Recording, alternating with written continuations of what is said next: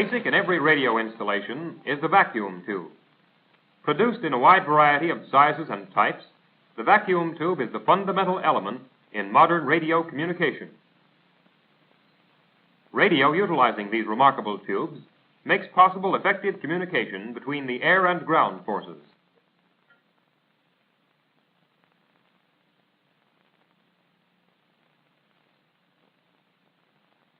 This symbol represents the triode tube with its elements: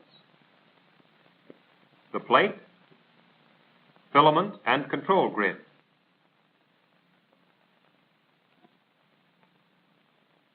The cathode may be equipped with an indirect heater. Between cathode and plate is the grid, which is the characteristic element of the triode tube. It serves as a control of the electron flow between cathode and plate. Remove the glass bulb from a triode tube, and the plate becomes visible. Inside the plate, the grid and filament are located, supported by wires embedded in the glass base.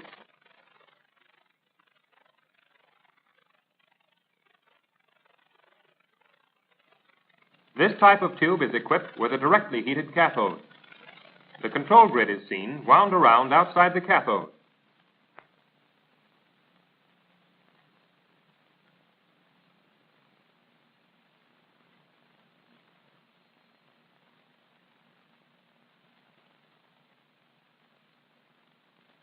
In the diode tube, many electrons leaving the cathode move about between cathode and plate, constituting space charge.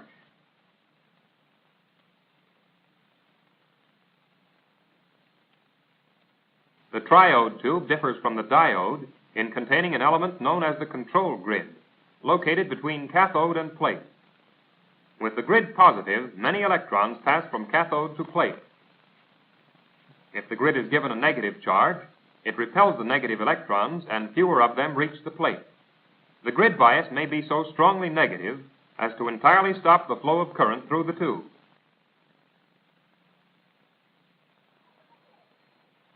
This negative grid bias, beyond which there is no current flow from cathode to plate, is known as the cutoff bias. The grid thus serves to control electron flow from a heated cathode to the positively charged plate.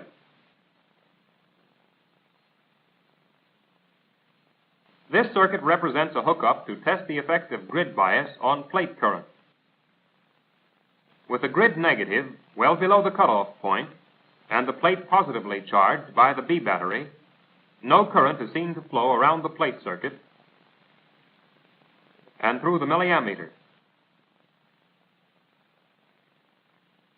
We may chart the flow of plate current with changes in grid bias.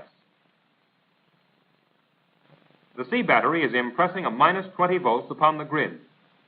Both the milliammeter and the chart represent no plate current flowing. A grid bias of minus 20 is the cutoff bias of this tube.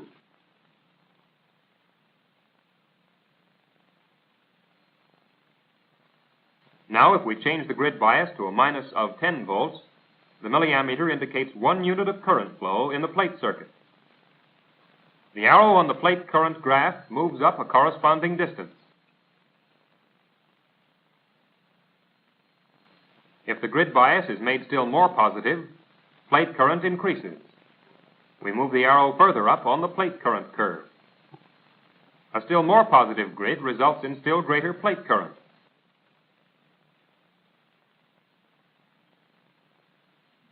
Another increase in positive grid voltage leads to the saturation of the tube.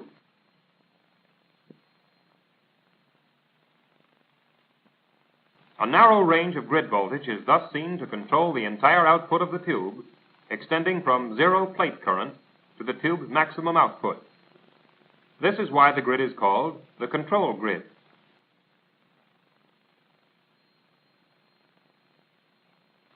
The controlling action of a radio tube results in the tube often being referred to as a valve. This hookup shows grid voltage change in relation to plate voltage change. With a bias of minus 5 volts on the grid and the plate impressed by 100 volts,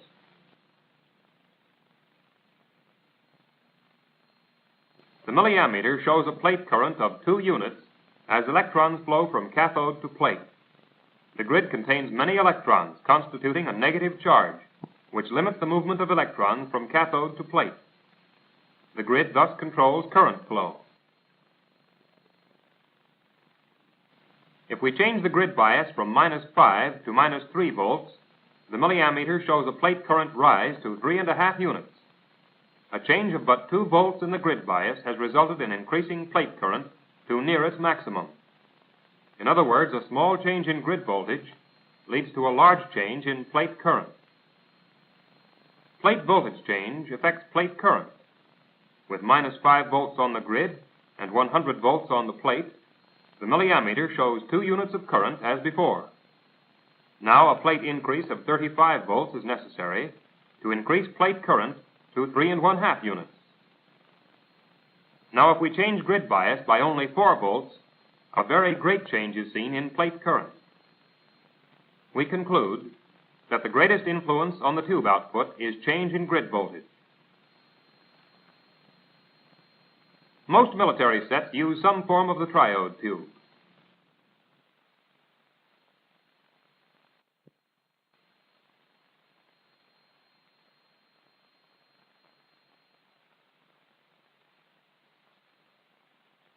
By hooking a transformer to a triode tube circuit, energy may be transferred to another circuit. The tube is connected to a B battery, a C battery, and an alternator.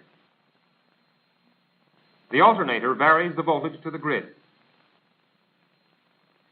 The plate current passing through the primary of the transformer induces a corresponding current in the secondary at the transformer.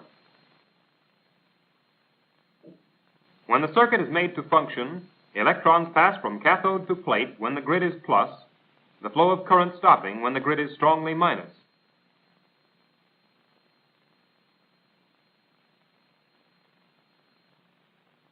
The alternator impresses a voltage wave upon the grid. The wave of current in the secondary of the transformer has the same frequency and wave shape as the grid voltage wave. It is of greater magnitude, however. In other words, it is an enlarged replica of the input voltage wave. Thus, the triode tube is an amplifier in that it magnifies a wave without changing its shape.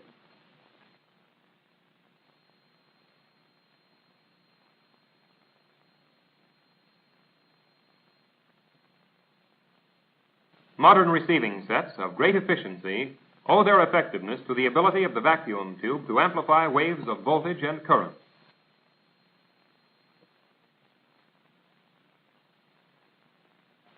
Some of these tubes are very small, outstanding examples of scientific engineering.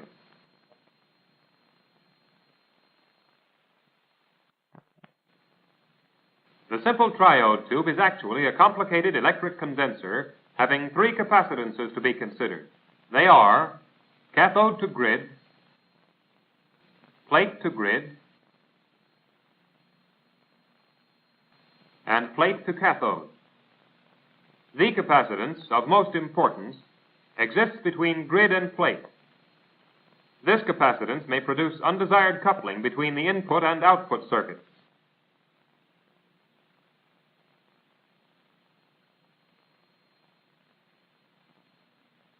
To shield the control grid, another grid known as the screen grid may be added to the triode tube. A condenser connects the screen grid to the cathode circuit. This bypass condenser enables the screen grid to electrically isolate the plate and control grid. The simple triode tube contains but the 3 elements: plate, grid, and cathode. The principal electron flow in the tube is from cathode to plate.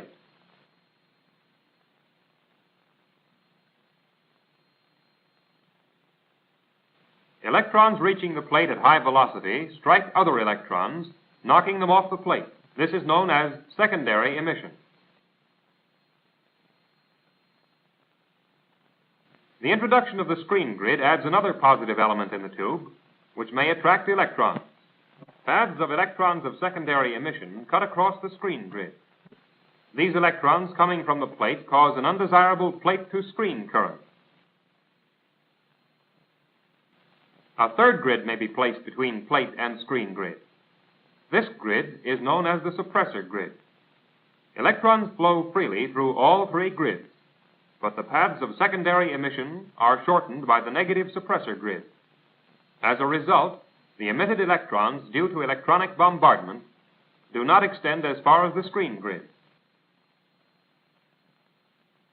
The Pentode tube represents the highest development of the triode principle. Tetrode and pentode tubes are made in many sizes and capacities. Multiple contacts leading to the tube elements characterize these tubes in their many forms. Although their internal construction may vary widely.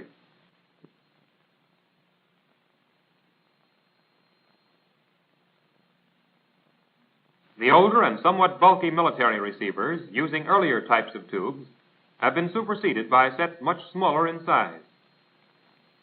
The greater compactness and efficiency of these sets is largely due to their use of the modern pentode tubes. The suppressor grid between the screen grid and the plate in the pentode may be omitted. Instead, what is known as beam-forming plates are substituted. This is the symbol for the beam power output tube.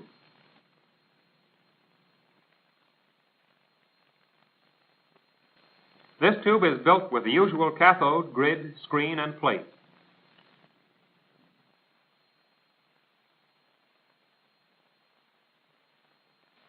The beam-forming plates are so placed as to direct the cathode-to-plate stream of electrons in a beam.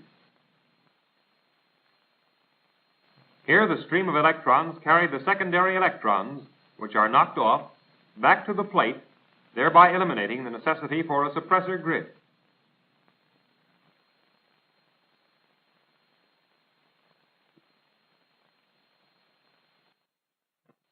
Whether built into great power tubes or into the tiny peanut tube, the principles of the triode tube are basic.